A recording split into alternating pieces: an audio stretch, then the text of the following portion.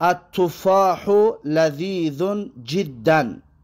پس ترجمهش سیب خیلی با لذت است. و اعرابش چنین می شود: تحلیل و بیانی جمله التفاح لذیذ جدا. پس میگوید التفاح مبتدأ مرفوع و علامت رفعه الضمة الظاهرة على آخره.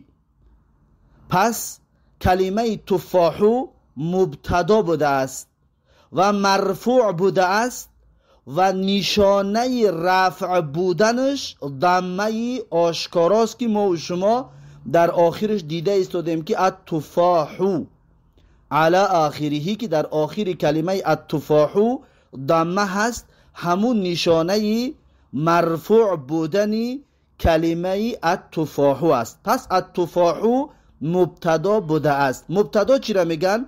مبتدا جمله‌ای که با اسم شروع می شود و با خبر درباره مبتدا معلومات میدهی. پس این التفاح مبتدا است.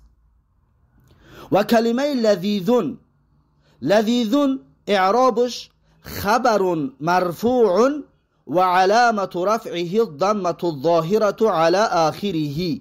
یعنی لذیذون خبر بوده است، یعنی درباره التفاح، درباره سیب خبر داده ایستاده است که سیب بسیار با لذت است.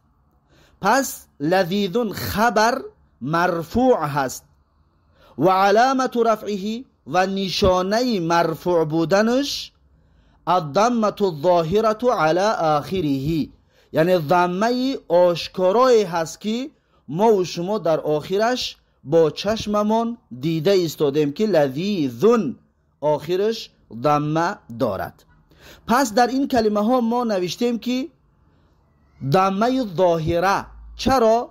زیرا اینکه اعراب می شود ظاهری، می شود تقدیری. پس این کلمه هایی که حالا بیان کرده ایستادیم اینها اعرابشون حرکتی ظاهری هست، حرکتی ظاهری است. برای همین خاطر میگیم الضمه الظاهره، یعنی ضمه آشکارا علی آخره که در با آخر کلمه وجود دارد. بعد از این اکنون التفاح لذیذون مبتدا خبر بوده است، جمله پره شد. پس کلمه جدا چی است؟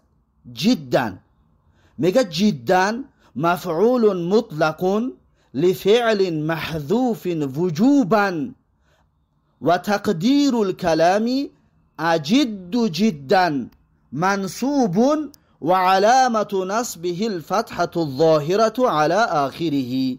یعنی چی؟ یعنی که جدا مفعول مطلق است. در آجرومیه ما و شما خوندیم که مفعول مطلق یا همون مصدر میگویند، همون مصدر این منصوب باید باشد. پس جدا مفعول مطلق است، یا جدا میتونیم بگیم مصدر هست لفعل محذوف. اکنون مصدر که باشد فعلش در کجا است؟ فعلش محذوف است، فعلش حذف شدگی است. وجوبا، این حذف وجوبا هست، یعنی واجب است که باید حذفش کنی. این حذف واجب است حذف کنی. جایز نیست که بگویی که التفاح لذیذ اجد جدا، این طور گفتن نمیتوانی. چرا؟ زیرا که این محذوفش حکمش وجوبا، یعنی واجبه که باید حذف شود. و تقدیر الکلامی، انا که تقدیر الکلام یعنی اصل بیان میکند، این طور گفتن نمیشود، اما اصلش این طور است که اجد جدا.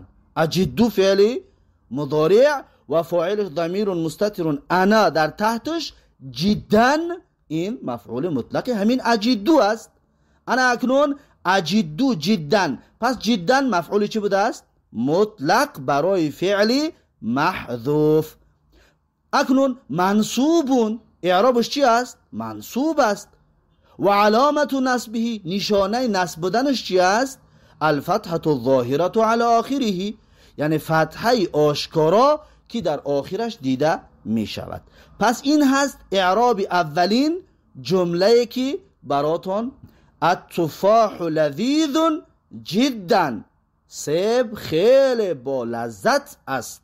این طور اعراب کرده می شود این کلمه ها.